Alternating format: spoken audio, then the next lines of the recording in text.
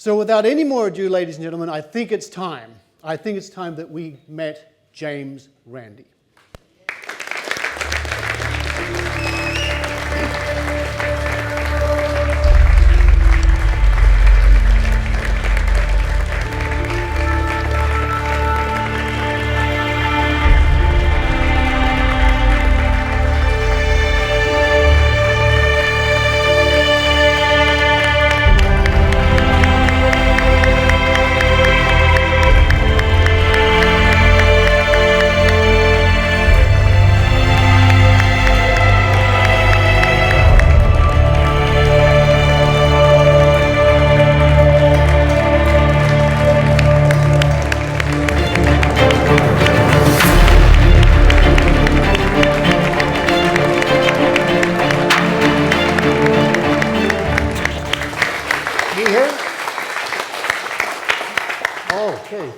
So much for that welcome.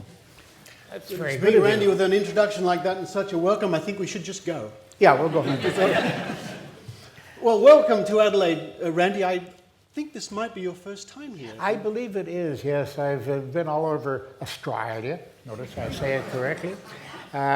Several times in past years, as you know. I know, yes. And, but I don't think I've ever been to Adelaide until now. It's a beautiful city, I think you'd have to agree. And this is a wonderful place to meet, I think. And this is half the population right here. It's the intelligent half, I hasten to add. Exactly. I think so. Now, one of the questions that somebody put to me not so long ago when they heard you were coming out here, and of course your reputation precedes you. Uh-oh. No, this is another question. It's all right. They wanted to know, are you still a practicing magician? I practiced for a long time. I don't have to practice anymore.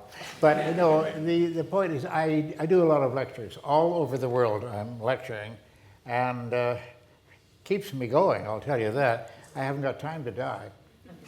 And so I am still, I throw in a lot of mentalism and some corny tricks along the line while I'm doing my lectures, because frankly I want to illustrate to people you too can be fooled. Because as you see, I've said that several times during the film there, yes. You can be fooled. And people say, oh, it wouldn't fool me. Give me a chance at it. Would you think we should give him a chance, ladies and gentlemen? Oh, do we do like to see a miracle of a semi-religious nature? Yes. Okay. Okay, well, if you hold that for me, thank you very much. I'll fall down, but you can hold on. I think we need a little more room here. Maybe, Richard, could you move back a little bit? We can move this aside for a moment. I need two gentlemen to join me on the stage. How do you do, sir? Sir? Glad to see you here. Oh, I forgot to ask. It's sort of awkward. Richard, do you happen to have a piece of rope about that long? You don't? No. Sorry. Oh. By a strange and somewhat contrived coincidence, I do have that in my heart. I'll tell you something, quite frank, and this is quite true. This piece of rope I have used for more than 20 years now in this demonstration. I'm sort of fond of it. It makes me feel, well, confident, you know. Would you hold on to that end? It is now your end. No, both hands. Oh, yes. You got to work up here. You hold on to that with both hands. Now, pull on it and test it to make sure that it's not stretchy or anything like that. I think he's going to win. No, just now. Okay, so it's a good, strong piece of rope. It is. You can let go now. It's my rope after all. Okay. Now, I'm going to, well, I'll leave the wristwatch on. I'll hope that you won't break it. This is as you see, a very strong piece of rope. I'm going to ask these two gentlemen, using this piece of rope, to tie my hands together behind my back, okay? Now, you hold on to this end again. That's yours. Hold on to your end. That's it. Now pull on it very tight. Don't tear the suit. You'll have to buy it. Okay. Now bring it around on top. No, pull on that first of all. It's not tight. No, that's all right. Okay, that's better. Now. Okay, now tie a knot on top. That'll do it. Sometime tonight. Okay, tie a knot on top of that if you'd be so kind. Oh, now I feel firm and satisfied. Okay, thank you. Would you step back in your position? And you can stay right there. Oh, the rope seems to have fallen off. How about that?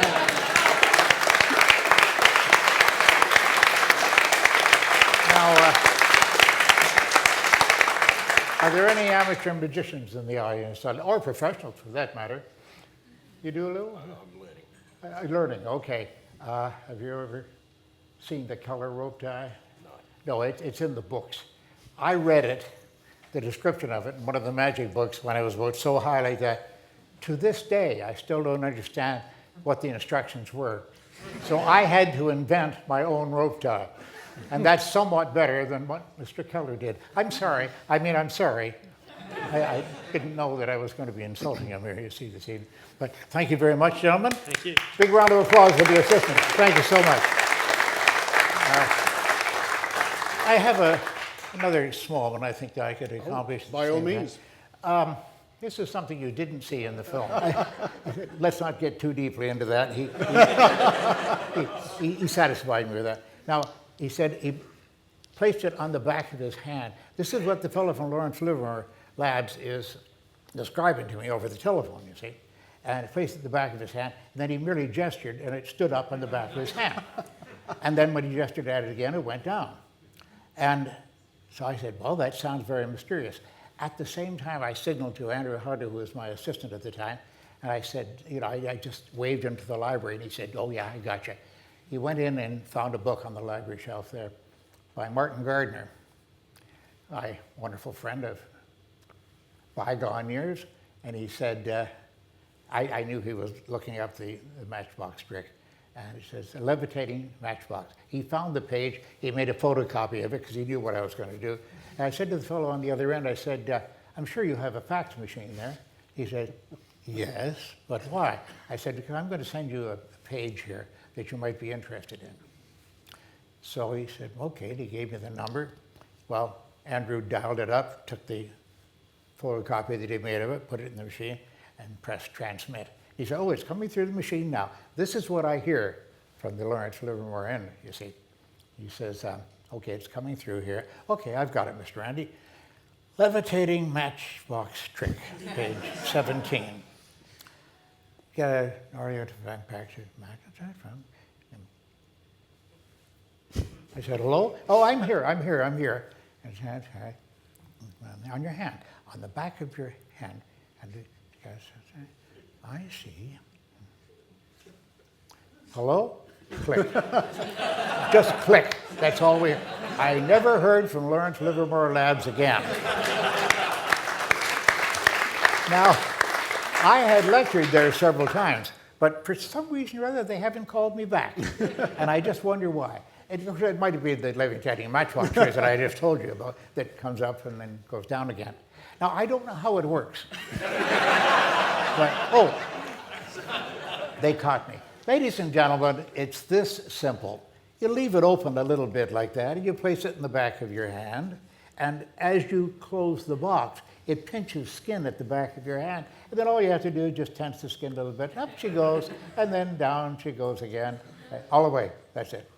So that's how simple these things were. But this was a PhD in physics, see, and he thought well beyond mundane things like matchboxes pinching skin and such.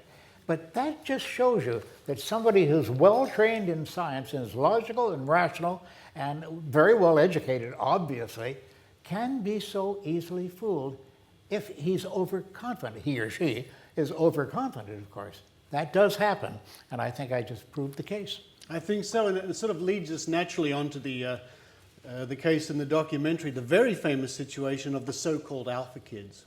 Oh, yes. Which is an extraordinary story every time I see it again. And through my work with Banachek, who you saw, Banachek is a member of the $1 Million Challenge along with me. It's a privilege to work with such a man. To see him bend spoons, ladies and gentlemen, it's quite something. You see that demonstration, and Uri Geller looks puny beside that. Absolutely, because he really is wonderful. He's wonderful. He lectures on it, and it's quite a thing. But it brings me to the point with the alpha kids and this sort of thing, and it was raised in the documentary. this moral question, when is it okay to pull the wool over the scientist's eyes, and can you go too far? Well, if they don't learn something from it, maybe there's no hope for them anyway. I would suspect that maybe that's the case, because scientists, they think very logically in a straight line. But when I think about it, I think about this line, you see, and I still get to the same spot, but it takes a little longer, and it's a curved line in many cases, and maybe zigzag at the same time. But they always think in straight lines, because nature will not go out of its way to fool them. We can't imagine the microbes talking to one another. Let's fool the guy at the microscope. Let's do it wrong, okay? That'll be a laugh. No, they don't. Nature doesn't think that way. It works in direct fashion. That's why scientists think in a direct fashion. But conjurers, cheaters, so-called psychics, they do think around corners the same way that I do. And frankly, I must say, whenever I see when I see a magician, a street magician working in a crowd, how many of you saw The Sting, the movie The Sting? Oh yeah, great movie, great movie. I actually do this, and most magicians that I know will do it as well. If I see a street magician working, and he's got a crowd around him and such, I will just make my way into the crowd, and I will just do this. And if you saw the movie, you know that's the high sign, so to speak. That means I'm with it, I'll cooperate with you. Anything you want, I'm yours. And I will just do it. And if they happen to recognize me at the same time, they usually fall in a faint. They don't quite know what to think. No James pressure. Randi came all the way here to Australia to do this to me. Yeah, sure. But I would always cooperate like that, just to get the trick across and to help him a little bit if he needs the right answer. But it's astonishing. I never see a trick nowadays. Hey, I'm 86. That's a lot of experience. I've been around for a long time and in a lot of places. I don't see tricks that fool me anymore, except on occasion I have to maybe see them the second time, because I need to know what to look for when I see it the second time, you see. But that somewhat takes the delight out of it. I'd like to be fooled. Oh, I'd give anything if some kid came up to me and showed me something that would really blow me back on my heels, and I'd say, oh boy, I got to adopt this kid, or enshrine him someplace. But I don't see that very often. The one place I do see it is in the Far East. Oh. Because the Far East is giving rise to magicians, young fellows and women. Oh my goodness. They have some wonderful female magicians there. Not only beautiful, but very, very clever. So watch for it. They're very, very skilled, and I trust that you will be excited by seeing them if you get the chance. Now comes the fun part of the Now the evening, fun I think, part, ladies and yeah, right. gentlemen. Okay, here we go. Now we're going to take some questions from the audience for a while now, ladies and gentlemen. It's important to remember that your questions, I hope you've been having a bit of a think, what you may wish to ask of Mr. Randi. I beg of you, please keep your questions brief as possible, and end them with a question mark. Stories can wait for another day. There are a lot of people who are very keen to ask Mr. Randi a question, so please keep them brief, and if you don't keep them brief, Paul Willis will have a word with you later on. The question I have is more from an educational point of view, and you touched on this just before, and I noticed there aren't too many really younger people in the audience, unfortunately. In schools, in education, how can we, and I don't know if there's any educators in the room, how can we pass on the message of critical thinking, teach people how to think, not what to think? What would your advice be on there? Well, there is a thing, and certainly in the United States, it does work if you really get working on it. Write to politicians. Politicians have to react in some way or another to serious complaints about the educational system or certain individuals in the public eye who are misleading the public. And I have seen these effects. They work if you are concentrated enough on it, and if you write intelligently to people in the government and different agencies, such, you can get through to them because they have to listen to the public. They depend on the public for their own support and for their professions. So try to get to these people and make a strong case.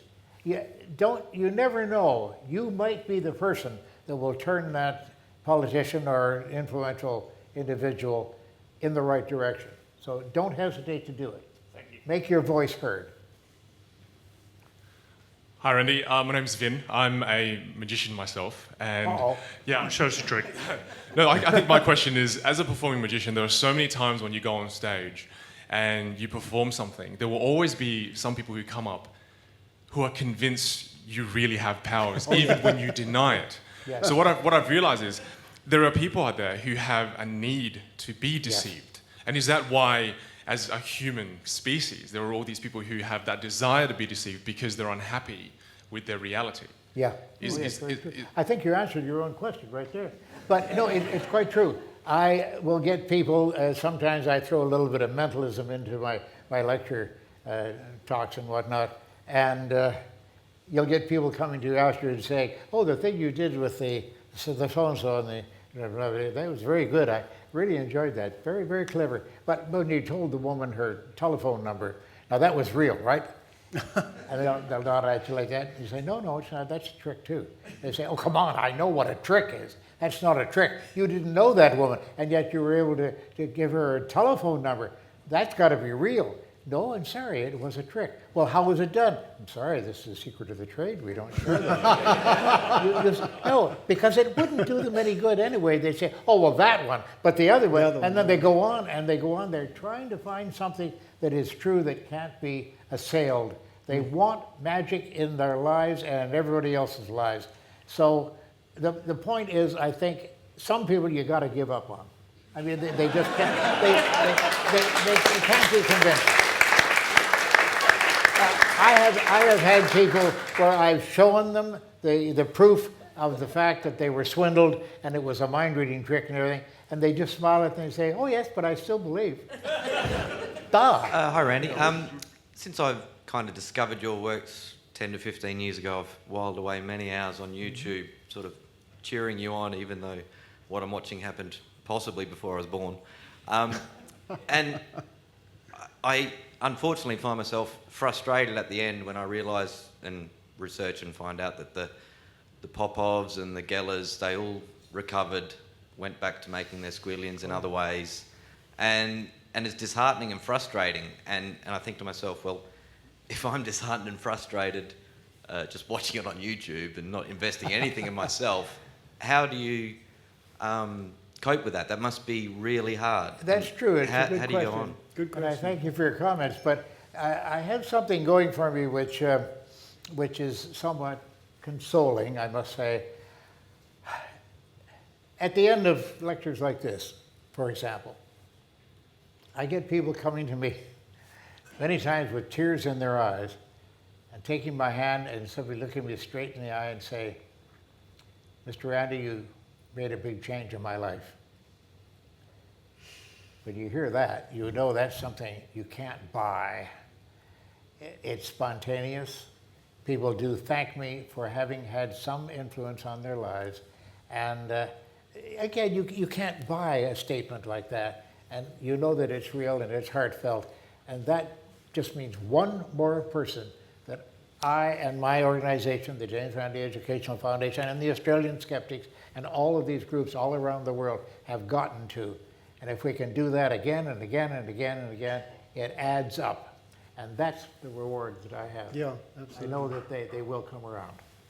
I absolutely agree, and I'm one of the people who has life has been impacted by what you do, so I can identify with that.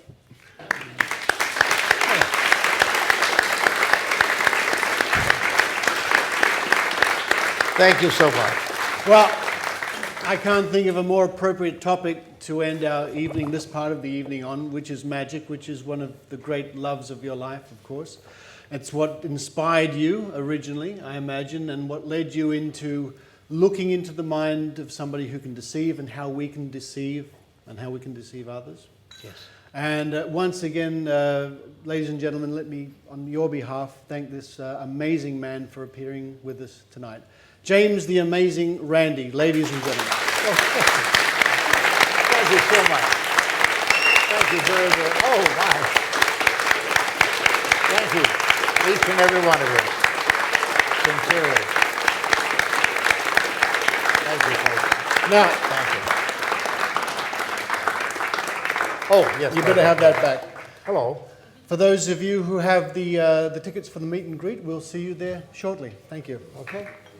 After you, sir. You got to tuck it away. There we go.